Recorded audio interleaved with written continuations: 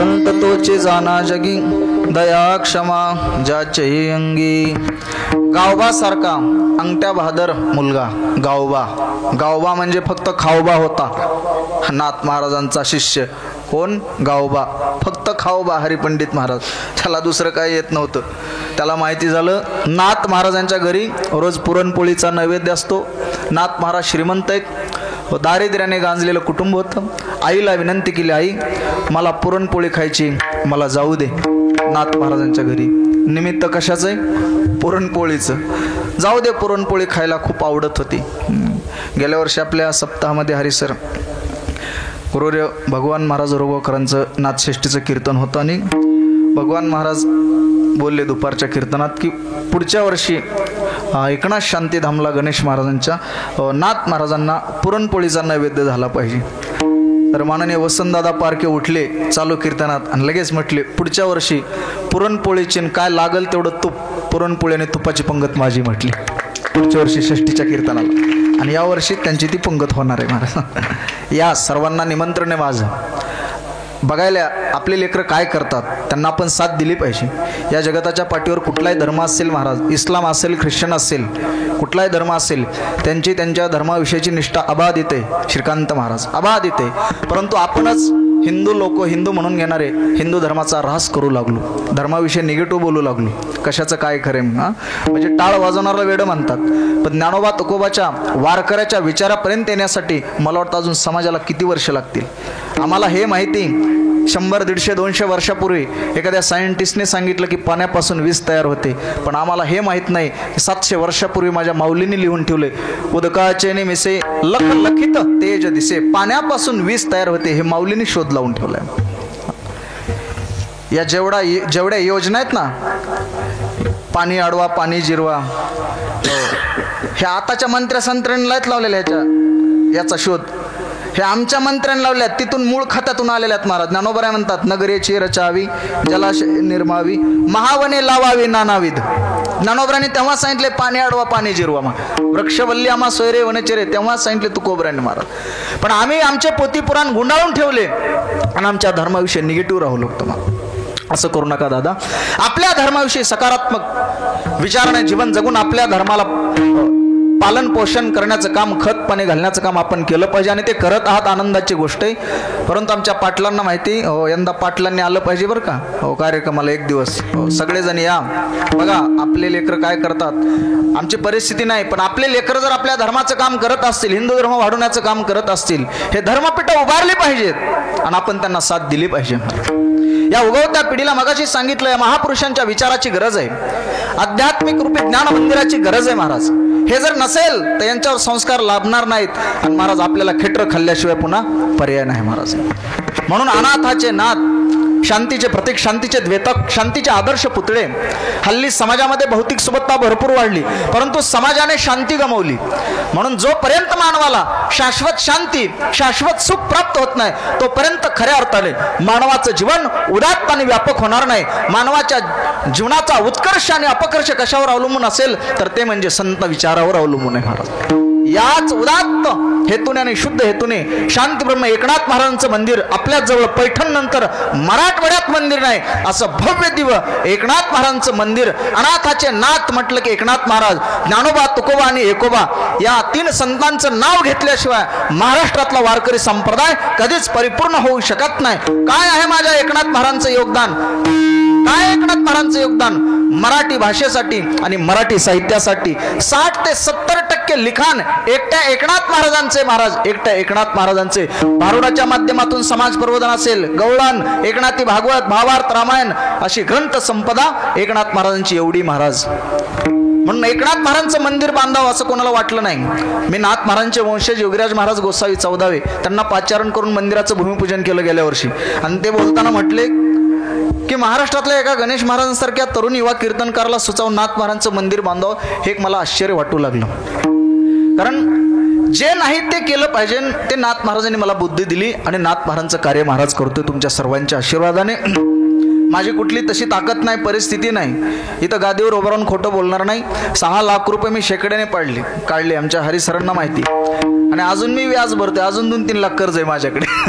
खोटं बोलणार नाही गादीवर बसून महाराज. मला विरोध होता, पण म्हटलं आपण ही संप्रदायावर कमवून आपण काय करणार आहेत? केच कळमला बंगला घेताना, प्लॉट घेताना, भाड्याने देताना भविष्यात याच्यापेक्षा काय करणार आहेत? पण मिळायला लागली जागा. हो, रोडला आहे, मधल्या रोडला, मांग वडगावचा रोड आहे ना, बाजारात गेलेला साळेगावच्या, कळंबून पुढे आलात की एक राईटला सरळ खाली येतो अंबाजोगाई रोड, आणि लेपला असं मध्ये मांग वडगाव मार्गे एक रोड गेला, त्या रोडला आहे बघा. आणि मग ती जागा घेतली महाराजांनी, तिथं या मंदिराचा संकल्प केला महाराज. आणि गेल्या वर्षी 10 मार्च ते 17 मार्च या कालावधीमध्ये फार मोठा पहिलाच नाथषष्ठीचा सप्ताह त्या ठिकाणी संपन्न झाला.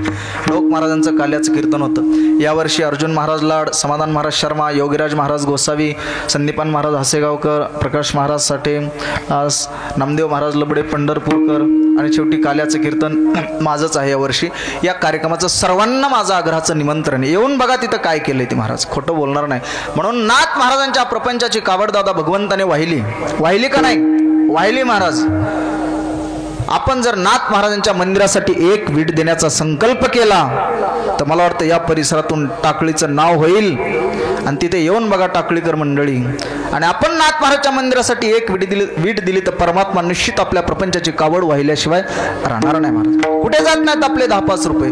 पण आता जाता जाता एवढे जर कधी मी भेटाय आलो, आता इकडे परिसरात नेहमी कीर्तन असतात, कधी आलो ना आमच्या पाटलांकडे आलो तर एवढी माणसं मला कधी भेटणार नाहीत का? भेटतील कधी? नाहीत भेटणार. आता इथं बसल्यात माता मावल्या ही मंडळी, उगा सर्वांनी उगा 1000 रुपये दिले, 500 रुपये दिले तर नाथ महाराजांच्या मंदिराला फार मोठं सहकार्य होईल महाराज. सहकार्य होईल. काय द्यायचे द्या आपण, ज्याची इच्छा असेल ती. पण सांगण्याचं तात्पर्य ऐका, नाथ महाराजांच्या सानिध्यात तो गावबा आला. कोणाला? नाथ महाराजांचं सामर्थ्य बघा, दया कशी असते. गावबा आला आणि गावबा पुरणपोळी खाऊ लागला. 8 दिवस नाथ महाराजांच्या वाड्यातच रमला. त्याला घराची वाटच दिसेना. आणि मग नाथ महाराजांची त्याची मैत्री जमली. गुरु शिष्याचं नातं जडलं. नाथ महाराज त्याला शिकवायचे, म्हण रामकृष्ण हरी, रामकृष्ण हरी. तो म्हणायचा पुरणपोळी, पुरणपोळी, पुरणपोळी. त्याला पुरणपोळी शिवाय दुसरं काय आवडणार? बरं जाऊ दे, म्हण करुणी सायास शिकविती. हो, संत सायास करून शिकवतात. आणि आम्ही महाराज सप्त्यात जर लहान लेकराले टाळ घातला आणि त्याचा जर कुठे चुकला, हे ठेव गाली, तुला वाजवा येत नाही. वर्ग म्हणते, महाराज हे तुमचा हार, हे तुमचा टाळ. अरे तसं नाही रे, तुझ्यासारखं केलं का? मी हार काढला, लय वेळ झाला आता ठेवलाय म्हणून. गोड दिसत होता, छान होता. ते पोरग काय म्हणते, हे तुझा टाळ, ही तुझी माळ, तुझा गण, सगळं बंद म्हणला. निघालो आजपासून. कशाला मरायला इकडे येईल पुन्हा पोरग महाराज इकडं, पुन्हा येईल कशाला? अरे तसं म्हण नका बेटा, म्हण वाजव, येऊ दे, म्हण वाजव हळूहळू. आज टाळ घेऊ नको, टाळी वाजव, पुन्हा टाळ घे, हळूहळू वाजव, असं म्हणा ना महाराज. हो, तरी पिढी इकडे येईल ना. हो, नाही तर अवघड झालं गावगाव महाराज. नाथ महाराज त्या गावबाला माझे म्हण रामकृष्ण हरी, रामकृष्ण हरी. आणि महाराज नाथ महाराजांचं कार्य संपले. नाथ महाराज निघाले. काही शिष्य मंडळी नाथ महाराजांना म्हटले, महाराज ते रामायण पूर्ण करायचं राहिले, तेवढं रामायण पूर्ण करून जा. पूर्ण कार्य केल्याशिवाय कसं जाता? नाथ महाराज म्हटले, जेवढं रामायण राहिले ना ते पूर्ण करायचं.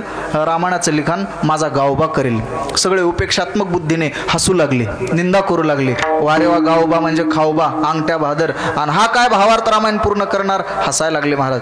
पण नाथ महाराजांनी फक्त कृपा कटाक्षाने हाळले, पदी बैसविले. नुसतं पाहिल्याबरोबर त्याच्यावर कृपा झाली नाथ महाराजांची. महाराज दयेने भरलेलं नाथ महाराजांचं अंतकरण. किती दयेने भरलेलं महाराज.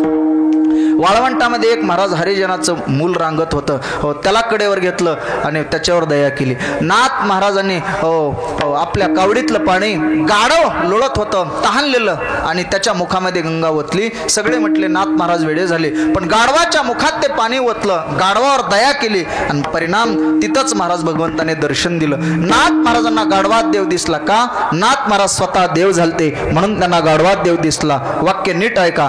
नाथ महाराज स्वतः देव झालते म्हणून त्यांना गाढवात देव दिसला. आपल्याला गाढवच का दिसतंय? कारण अगोदर आपणच आपल्यातला गाढवपणा काढा. जगाला दोषी ठरू नका. तुमची दृष्टी चांगली ठेवा, समोरचा चांगला दिसेल महाराज, चांगला दिसेल. पण डिफरन्स एवढा आहे, चांगल्या माणसाला वाईटात सुद्धा चांगुलपणा दिसतो, वाईट सुद्धा चांगला दिसतो, आणि वाईट माणसाला चांगला सुद्धा वाईट दिसतो महाराज. नाथ महाराजांनी त्याच्यावर कृपा केली. नाथ गावबानं रामायण लिहिलं महाराज. म्हणून गावबाचा रामायणामध्ये उल्लेख येतो महाराज. यालाच म्हणतात संत तोचे जाना जगी, दया क्षमा जाचे दया क्षमा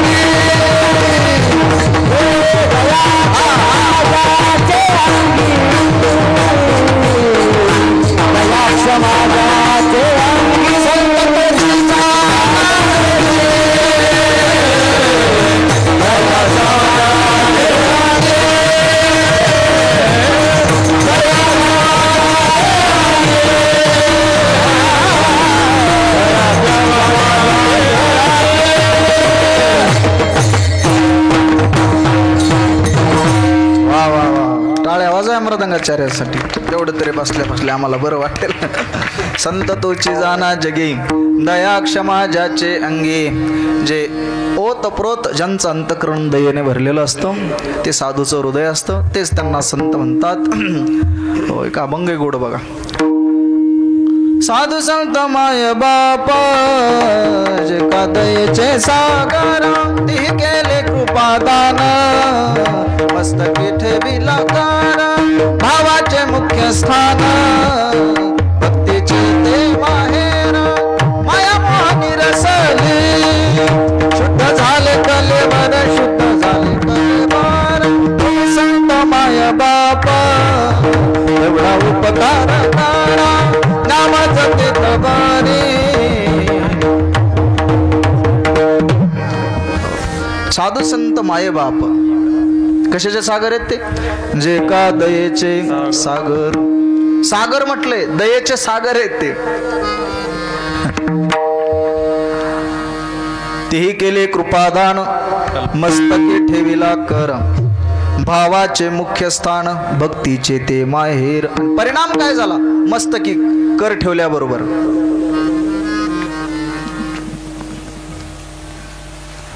माया मोह निरसली, शुद्ध झाले कलेवर. कलेवर हे शरीर शुद्ध झालं महाराज. म्हणून तुम्ही संत माय बाप एवढा उपकार करा. म्हणून संत तोची जाना जगी. तोच चकारात्मक सांगतात मुक्ताबाई. तोच या विश्वामध्ये संतत्वाला प्राप्त होऊ शकतो. तोच संत आहे. दया क्षमा ज्याचे अंगी. संत तोची जाना जगी. जगी तोची संत जाना, ज्याचे अंगी दया क्षमा. क्षमा नावाचं शस्त्र ज्याच्याकडे आहे ना, त्याला कसलाही शत्रू त्याच्याकडे आला तरी त्याला काही करू शकत नाही महाराज. क्षमा शस्त्र जया नराची हाती, दुष्टतया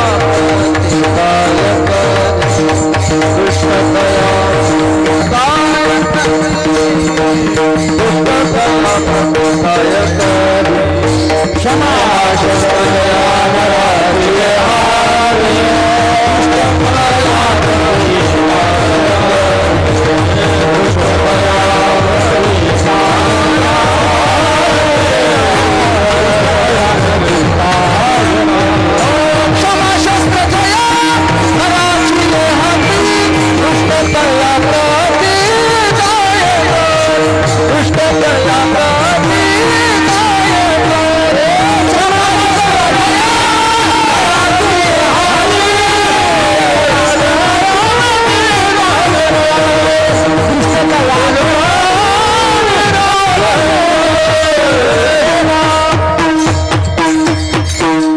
क्षमा शस्त्र जया नराची हाती, दुष्ट दया प्रती काय करी. कसलाही दुष्ट असला, कितीही त्याने छळ करायचं ठरवलं तरी ज्याच्या हृदयामध्ये क्षमा नावाचं शस्त्र आहे, हे सर्वात मोठं शस्त्र आहे. संयम, क्षमा, नम्रता, त्याला दुष्ट काहीच करू शकत नाही महाराज.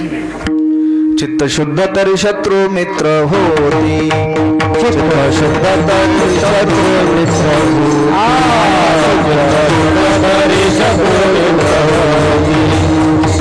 शुभतरी होती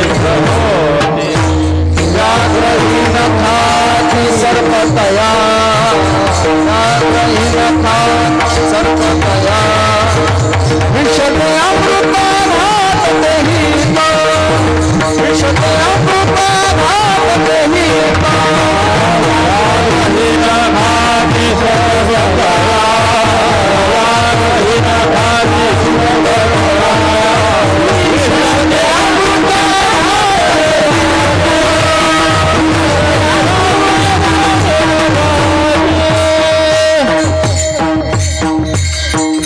चित्त शुद्ध तरी शत्रु मित्र होती व्याघ्रही न खाती सर्पतया व्याघ्रही न खाती आणि सर्पही न खाती त्याला वाघही काही करू शकत नाही सर्पही काही करू शकत नाही कोणाला ज्याचं चित्त शुद्ध झालंय त्याला एक गुरु आणि शिष्य जंगलातून चालत होते चालत असताना एक वाघ दिसल्याबरोबर शिष्याने काढता पाय घेतला गुरुच्या कुठं ना दिलं का म्हटलं हे पिकलेलं पान आहे आता गळून पडणारे माझं व्हायचंय जायचंय आणि वाघ आला आणि वाघाने दर्शन घेतलं कोणाचं गुरुचं आणि वाघ निघून गेला परत शिष्य आला परत दोघेजण चालू लागले परत दोघेजण एका वृक्षाखाली पाणी पिण्यासाठी बसले तेव्हा एक ढास गुरुजींच्या गालावर बसला मच्छर आणि त्या मच्छरला मारण्यासाठी गुरुजींनी अशी गालावर थप्पड मारली त्यावेळेला शिष्याने प्रश्न विचारला गुरुजी मगाशी वाघ आलता तरी तुम्ही हलू नये चालू नये सैरा वैरा काही बोलू नये हल्ला नाहीत बोलला नाहीत डुलला नाहीत काय कमाल आहे वाघाने तुमचं दर्शन घेतलं वाघ निघून गेला हो मी बिहू लागलो म्हणला कुठं ना आधी लागा आता वाघ आलाय तरी तुम्ही बिहना झालात हो काय काय लाव वाघ म्हटलं की भीती वाटते का नाही महाराज वाटते का नाही एक जणाचं आडनाव वाघ होतं पोरग म्हणलं पप्पा तुम्ही गावात भीत नाहीत अख्ख्या टाकळीमध्ये कोणाला काय कमाल आहे कसं काय आपलं आडनावच म्हणला वाघ आहे आडनाव काय वाघ आहे हो पप्पा सगळं खरं आहे म्हटलं हो पण तुम्ही मम्मीला का भीतात मम्मीला का भीतात हा पप्पाने सांगितलं बाळ्या लयच पुढचं म्हणले लेकर लयच पुढचे आगाव असतात लेकर का साथ देत का लेकर लय अहो एक पोरग शाळेत गेलं गुरुजी म्हणले भांड्या आज माझा डबा विसरून लय तुझा डबा खायचा आहे मला देशील का हे म्हणला गुरुजी तुम्हाला नाही तर कोणाला द्यायचा पण घरी गेलं कोणाला सांगशील मला सांगेन कुत्र्यानं खाल्ला म्हणून कुत्र्या आता हाय का ना खा लेकर एवढे विचित्र लेकरच लय आगाव येतं लेकर काय साधे टाकडीतले चांगले येतं इथले सोडून आमच्याकडचे लय विचित्र लय मला आडविलं आमच्या परिसरात पांदीचा रस्ता होता जोगदंड महाराज कुठे चाललात अरे म्हणलं जाऊ देवा कोणा ती गायन वासरू घे बाजूला पुढे कीर्तन चालू केलंय तिकडे जायचंय कोणाची ती गायन वासरू हे म्हटलं हो का महाराज आपल्याला काय म्हणला ते गाय कोणाची काय माहित नाही कोणा पण वासरू माहिती कोणाचे म्हणलं कोणाचे वासरू म्हणलं त्या गायचं आता हे मला कळत नाही गायचे म्हणून लेकरच असले हिची तर एका पोराकडून खेळता शेजारच्या काकूला चेंडू लागला आणि ती काकू म्हटलं काय बापासारखाच नालायकच पोरग पळतच घरीला म्हणला पप्पा नालायक म्हणजे काय हो नालायक म्हणजे का बरं बापाने विचारायचंय का नाही ते त्यानं लगेच सांगून टाकलं काय विचारायलाच काय बाप म्हणला ज्याची माणसाच्या जन्माला येऊन लायकी नाही ज्याची गावात लायकी नाही घरात लायकी नाही त्याला म्हणतात नालायक आणि पुन्हा विचारलं बाळा काय विचारलं म्हणलं हे बघा पप्पा शेजारच्या काकूला खेळता चेंडू लागला आणि ती म्हणली की काय बापासारखाच नालायकच आता बापाला सुखानं झोप लागली असेल असले लेकर इतर राहते लेकर काय साधे नाहीत महाराज हो लेकर म्हणजे लय पुढचे एक शिक्षण अधिकारी शाळा तपासा आले प्रश्न विचारला सांग रे लंका कोणी पेटवली एक जण तुझ्यासारखाच उठला बापरे मला आपल्याला का माहित ना कोणी पेटवली मला आपण तर नव्हतं सुद्धा निघाला मला दप्तर घेऊन घरी पळून मला सांग रे लंका कोणी पेटवली लेकरच पुन्हा एक गुरुजीने ज्योत लावली मेणबत्ती आणि सांगा ही ज्योत आली कुठून आली काय उत्तर आहे कुठून आली एक त्याच्या पुढचं होतं कोपऱ्यात बसलेलं ठ आणि ढ वर्गातलं याचे नंबरी असतात ते पळत असेल मला त्यानं फू केलं आणि हिजवून टाकली मला सांगा गुरुजी ही गेली कुठं गुरुजीने तर चप्पीलाच हात लावला कुठे गेली म्हणलं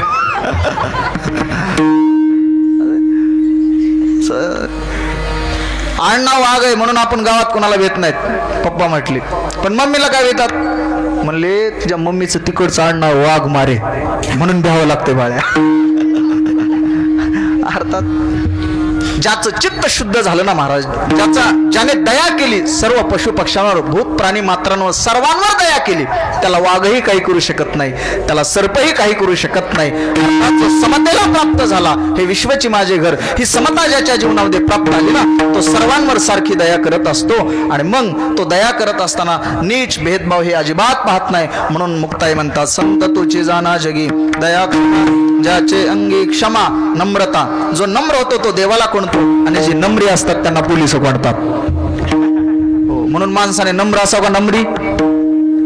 नम्र असावं, नम्री नसू नाही. पण माणसं नम्र नसतात, पण नम्री मात्र नक्की असतात महाराज. लय नम्री माणसं, साधे नम्री ना. एवढे नम्री काय करते काय पताच लागत नाही. एका हॉटेलवर नाव टाकलं महाराज, आजोबा जेवल्यावर नातवाकडून बिल घेतलं जाईल. आजोबा जेवल्यावर नातवाकडून बिल घेतलं जाईल. त्यावेळेस काय लग्न झालेलं नव्हतं आपलं. गेलो तर असे 4-5 जण मित्र, एवढं खाल्लं. चला म्हटलं आपलं लग्न व्हायचं, आपल्याला लेकर व्हायचे, त्यांना लेकर व्हायचे, तर ते नातू बिल देणार आहे. वारे वा बहादर म्हटलं. दंडवत हॉटेल काढणाराला पाठीच लिहिली त्यानं, आजोबा जेवल्यावर नातवाकडून बिल घेतलं जाईल. आता म्हणलं आपण तर अजून आपणच म्हणलं लग्न झालेलं नाही, आपणच पती नाहीत. चला म्हणलं आपल्याला नातरुण झाले, चढ बिल देते.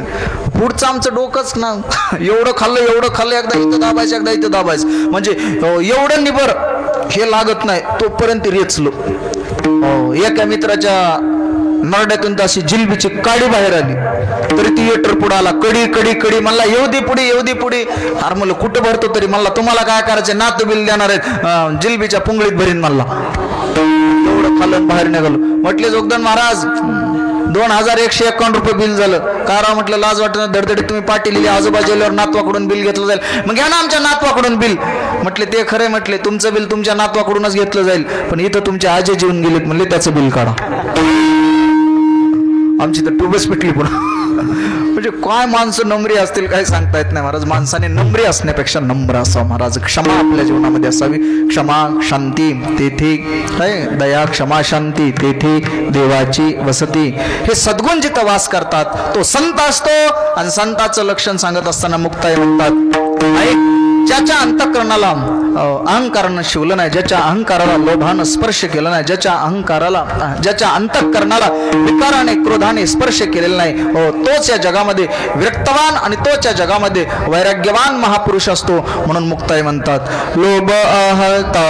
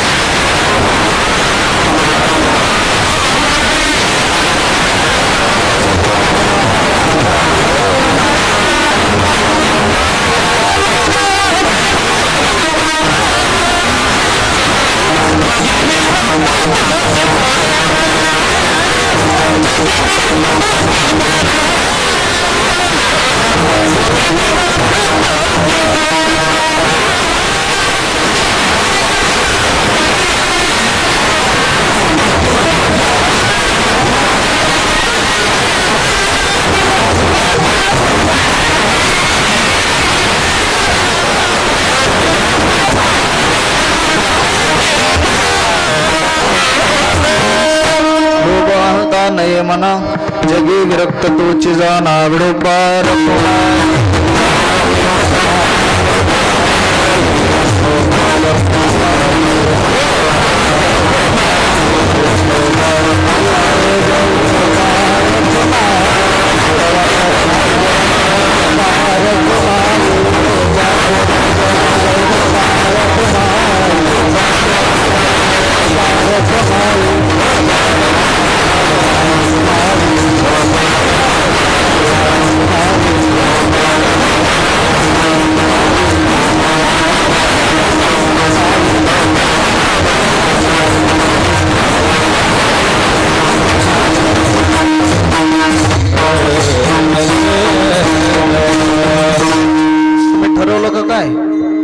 धक्का लागू द्यायच नाही कुठं. बसलेल्या मंडळी टाळी वाजवली पाहिजे, पुंडलिक वरदा हरी विठ्ठलचा गजेर केला पाहिजे, विठ्ठल विठ्ठल म्हटलं पाहिजे. का गुत्त दिले चलू दे म्हणते तुझं. ही गुत्तेदारी सगळीच आम्हाला कशी फरवडायची. तुम्ही भजन केलं पाहिजे का नाही? हो, तुम्ही भजन केलं पाहिजे, टाळी वाजवली पाहिजे, सगळ्यांनीच याच्यामध्ये सामील झालं पाहिजे. सगळे रगदार आहेत तिथं, वाजणारे गाणारे सगळे रगदार आहेत. पेटी मास्तर हो बसलेले म्हणते ना आम्ही तर घरी रगी घेऊन आलो. पण तुम्ही बसल्या बसल्या भजन केलं पाहिजे. सर्वांनी माझ्या मागे म्हणा गोड एकदा म्हणा सर्वांनी. मग अगोदर महिला मंडळ तुम्ही थांबा, पुरुष मंडळी बाहेर बसलेले माझ्या समोर बसले सगळ्यांनी म्हणायचं माझ्या मागे. जेवण केले ना पंक्ती आहेत ना, सर्वांनी म्हणायचं बेंबीच्या देठापासून माय पंक्चरच गाडी डायरेक्ट.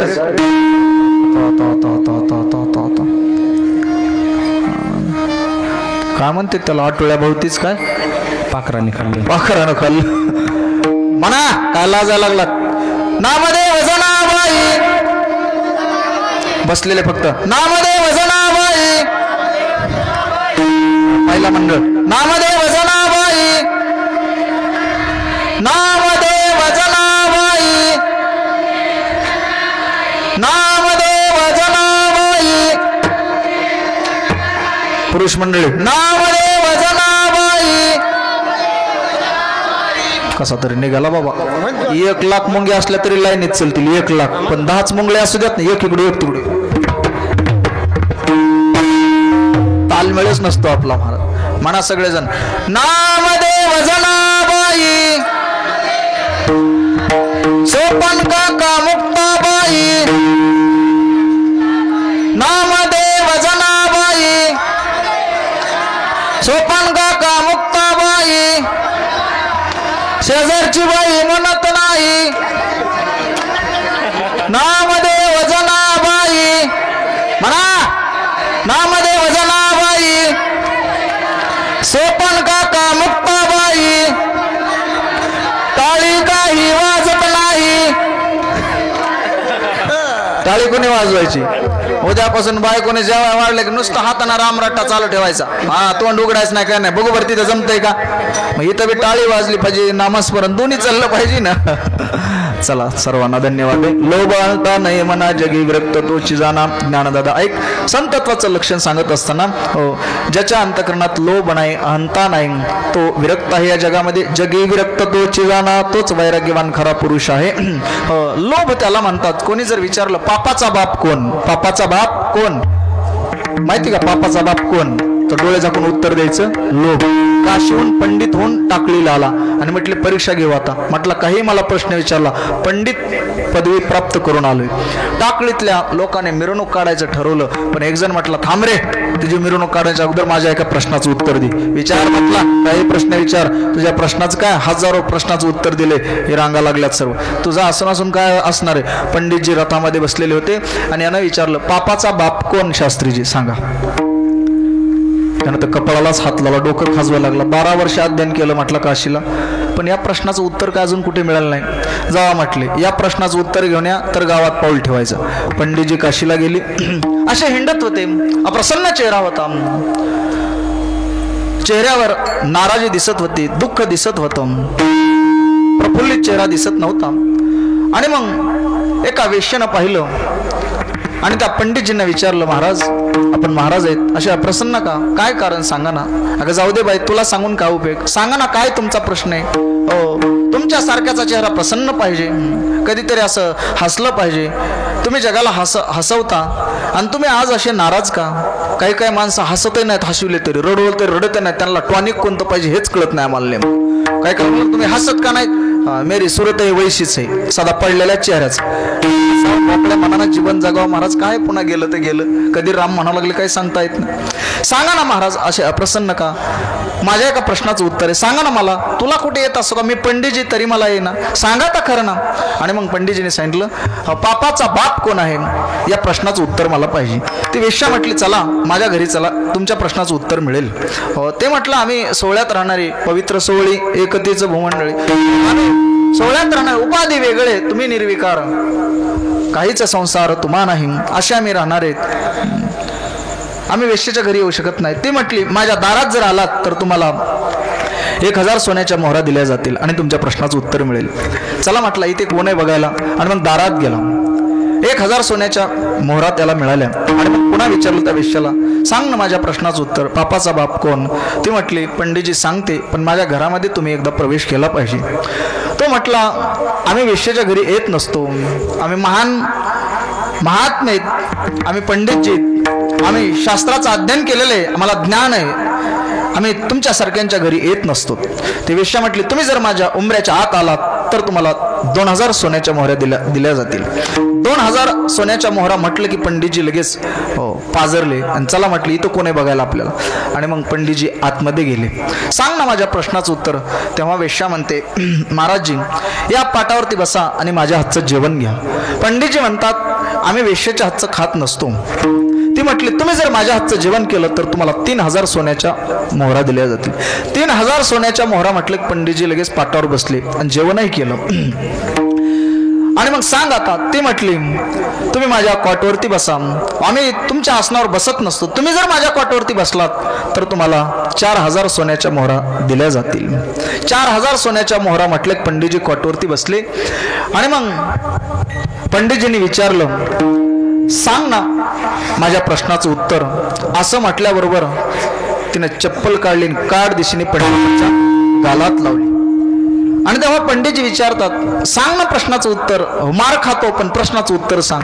वेश्या म्हणते, अजूनही कळलं नाही का तुम्हाला पंडितजी तुमच्या प्रश्नाचं उत्तर? तुम्ही दारात येऊ नये आमच्या दारात आलात, आत येऊ नये आत आलात, हातचं खाऊ नये तुम्ही जेवण केलं. तुम्ही म्हटलात आम्ही सोहळ्यात राहणारी मंडळीत, पवित्र आहेत, हो आम्ही अविट आहेत, विटाळातलं खात नसतो. तुम्ही दारात येऊ नये दारात आलात, आत येऊ नये आत आलात, माझ्या हातचं जेवण करू नये जेवण केलं, माझ्या कॉटवरती बसू नये तुम्ही बसलात. अर्थात हा जो तुम्हाला लोभ झाला, 4000 सोन्याच्या मोहरांचा लोभ झाला, हा लोभ कोण आहे? पापाचा बाप आहे महाराज. म्हणून संतांच्या ठिकाणांचा, संतांच्या हृदयातला हा काम क्रोध लोभ निमाले ठायेची सर्व आनंदाची सृष्टी झाली. शेंदाड असतं ना, शेंदाड महाराज, हो झालं कीर्तन माझं आता लांबीत नाही. शेंदाड असतं ना, शेंदाड माहिती ना तुम्हाला? शेतामध्ये कशात पेरतात ते? पिवळीमध्ये, हायब्रिडमध्ये. ते जेव्हा लहान असतं, ते लहान असतं शेंदाड, तेव्हा लहानपणी त्याचा कलर कसा असतो पोरांनो? हिरवा असतो. स्पर्श केला तर टणक असतं, निबर असतं. आणि ते खाल्लं तर गोड लागतं का कडू लागतं? कडू लागतं. पण जेव्हा काही कालांतराने, काळ लोटल्याच्या नंतर ते शेंदाड पिकल्या जातं आणि ते पिकल्यावर वरचा निबरपणा, हिरवेपणा जाऊन पिवळसरपणा येतो. हो, निबरपणा, टणकपणा जाऊन त्याला मृदूपणा प्राप्त होतो.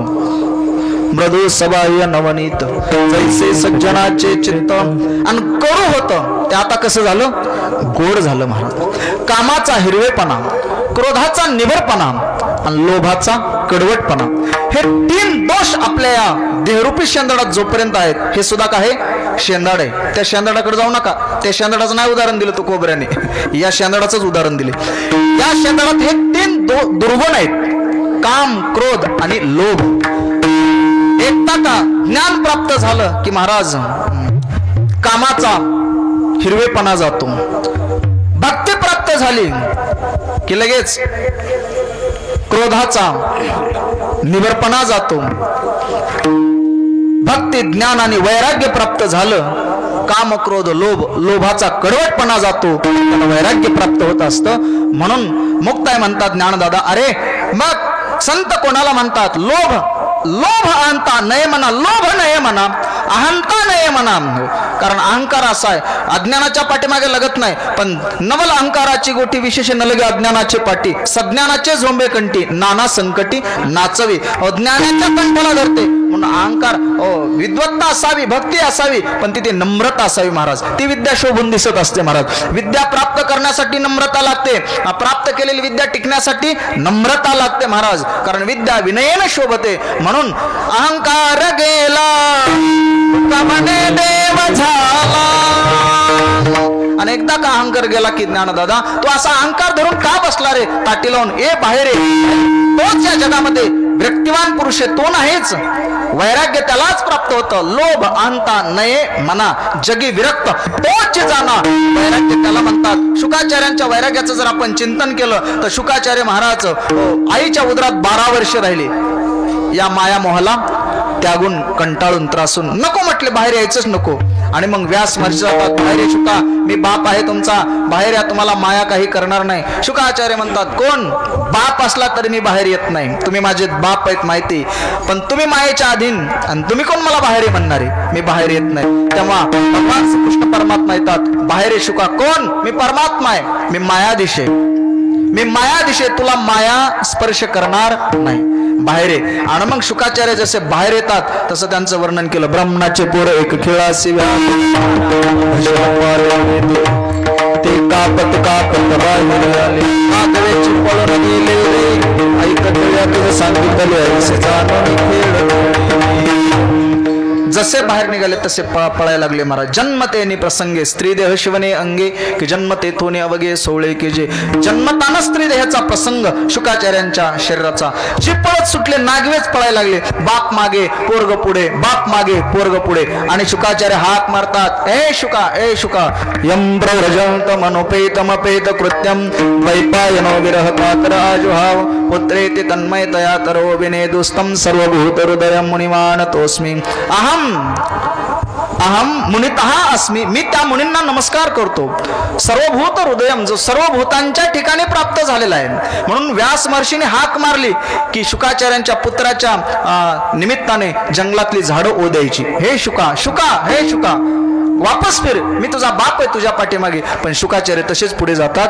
पुढे सरोवरामध्ये काही नग्न अवस्थेमध्ये स्त्रिया स्नान करत असतात. शुकाचार्यांचं दर्शन घेतात, शुकाचार्य निघून जातात. पण जेव्हा व्यास महर्षी तिथे येतात, व्यासांना पाहिल्याबरोबर लज्जा रक्षणासाठी त्या स्त्रियांनी वस्त्र परिधान केलं. तेव्हा व्यास महर्षीने त्यांना विचारलं, एक तरुण तगडा मुलगा गेला, त्याला तुम्ही लाजला नाहीत, तुम्ही विवस्त्र अवस्थेतच राहिलात, निर्वस्त्रच राहिलात, पण तुमच्या आजासारखा आहे मी, आणि तुम्ही मला लाजलात आणि तुम्ही वस्त्र परिधान केलं, काय कारण? त्यांनी उत्तर दिलं, हो तुम्ही आजासारखे आणि तो मुलगा तरुण आहे, तगडा आहे, पण त्याच्या मनात विकार नव्हते, तुमच्या मनात विकार आहेत, तुमचं हृदय अजून स्वच्छ झालेलं नाही, चित्त स्वच्छ झालेलं नाही, म्हणून आम्ही तुम्हाला लाजलात. महाराज याला म्हणतात शुकाचार्यांचं वैराग्य. शुकाचार्यांच्या वैराग्याचं वर्णन ज्ञानोबरांनी एवढं गोड केलंय महाराज. एखादा जर जेवायला बसला आणि त्याला जर ताटात विषय कळलं तर तो ताटाचा काय करतो? त्याग करतो, त्याग करतो. तुला जर बासुंदी खाऊ घातली मी भरपूर, आणि या मित्रांचं सांगितलं, अरे तुझी बासुंदी खाल्ली ना गणेश महाराजच्या आश्रमावर एकनाथ शांती नामला, अरे तुला माहिती का त्याच्यात पाल पडली होती, पाल, आणि तशीच आचार्याने बासुंदी हटली, तू बासुंदी हाणली वाटीला, वाटी तू बासुंदी पोटात गेलेली बाहेर येईल का जशाच तशी राहील, बाहेर आल्याशिवाय राहणार नाही. महाराज काय गोड आहे ज्ञानोबरांच्या हातोटी बघा चिंतनाची. ज्ञानोबरा म्हणतात जेवायला बसलाय, पण त्याला माहिती ताटात विषय कळल्याबरोबर ताटाचा त्याग करतो. जे विषय रांधिली रससोय, जेवणारा ठाऊई होय, तै तो ताटाची सांडूनी जाय, जिया परी तैसी संसार या समजता, जाणी जे जे अनित्यता, तैसी म्हणजे कशी वरी दृष्टांत दिला तैसी, तसं संसारात किंवा या समजता म्हणजे या विश्वात जाणी जे जे अनित्यता, हे संसार हे विश्व नित्य नसून हे अनित्य, नश्वर आहे, झूट आहे, हे नास्क आहे, हे ज्याला कळलं तै वैराग्य दवडिता पाठी लागे. माऊली म्हणतात वैराग्य त्याच्या पाठीमागे हात धुवून लागतं, हात धुवून. त्याला वैराग्याच्या मागे लागायची गरज नाही. जगे विरक्त तोची जाणा. ज्ञानोबा म्हणतात शुकाचार्यांचं वैराग्य कसं होतं? शुकाचार्यांचं शुकी लुटीजे चिकंदर प्रेम काभस्मेवन्नी नवदीप्ते घृते ही जेवी ना रंबेची निही रूपे. रंबेसारख्या स्त्रिया शुकाचार्यांच्या समोर आणल्या तरी शुकाचार्यांचा काम जागृत होत नव्हता. जसं राखेमध्ये किती जरी तूप टाकलं तरी अग्नी जसा प्रज्वलित होत नाही, उद्दीप्त होत नाही, तसं महाराज शुकाचार्यांचं वैराग्य असं. त्रैलोक्याचा ऐश्वर पायावर लोळतंय तरी त्याचा भोग घ्यावा हे ज्याच्या मनात येत नाही. का उठिले नि वैराग्य जेनी हा त्रिवर्ग वैसा सांडणे, जैसे व मुनी असुने आताची गेले. असं मुक्ताई म्हणतात ज्ञानदादा. जगी विरक्त तोची जाणा, वैराग्यवान महापुरुष असतो. आणि असाच महापुरुष इह लोकातही सुखी असतो आणि तो परलोकातही सुखी असतो. मुक्ताई म्हणतात इह परलोकी सुखी शुद्ध ज्ञान ज्याचे मुखी. नाहीतर ज्ञानोबा म्हणतात जयाचे ऐक धड नाही, तयाचे परत्र पुससी काही. ज्याचं इथंच काही धड नाही तिचं मेल्यावर त्याचं काय धड होणार आहे? म्हणून तुकोबरा म्हणतात याजसाठी गेला आयुष्यभर आम्ही सोस केला, टास केला भक्तीचा, आणि त्याचा परिणाम आमचं इहलौकिक जीवन सुद्धा आनंदाचं झालं. अवघ्याची त्रैलोक्य आनंदाची आता नाही आनंदाशी जोडा. तुका म्हणे खातो आनंदाचे लाडू. आणि गेल्यानंतर हो इहलौकिक जीवनही सुखी आणि पारलौकिक जीवनही सुखी. इह परलोकी सुखी, इहलौकी सुखी कोण? दया क्षमा ज्याचे अंगी इहलोकी सुखी, लोभ हंता नये मना इहलोकी सुखी, जगी विरक्त तोची जाना इहलोकी सुखी, संत तोची जाना जगी कोण? हे सर्व त्याला लावून घ्या.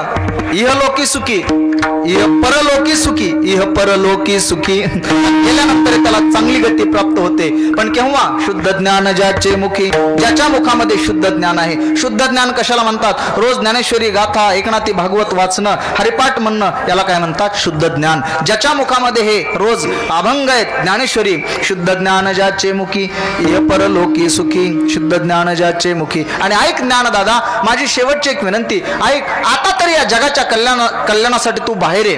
तुझी ताटी लावून घेतली ना, ताटी या शब्दाचा अर्थ, ताटी म्हणजे कुंपण, ताटी म्हणजे कुंपण, ताटी म्हणजे ताट, आणि ताटी म्हणजे शाश्वत सुख.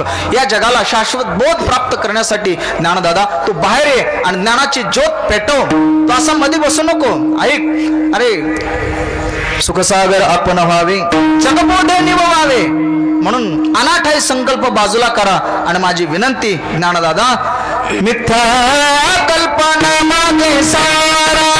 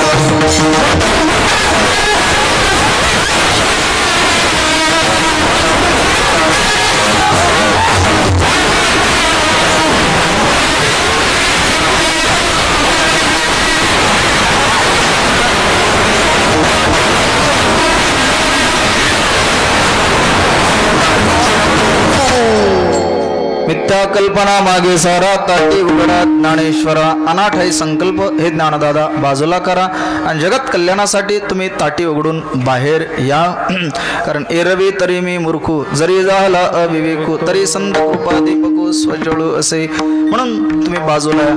ताटी उघडा ज्ञानेश्वरा छोटी बहीण परंतु मोठ्या भावाला जो ज्ञानाचा सागर आहे त्या ज्ञानदादाला उपदेश करते, ज्ञान शिकवते, ज्ञानालाच ज्ञान शिकवते. हा मुक्ताबाईचा अधिकार आहे. म्हणून मुक्ताबाईला आदिशक्ती मुक्ताई असं म्हणतात.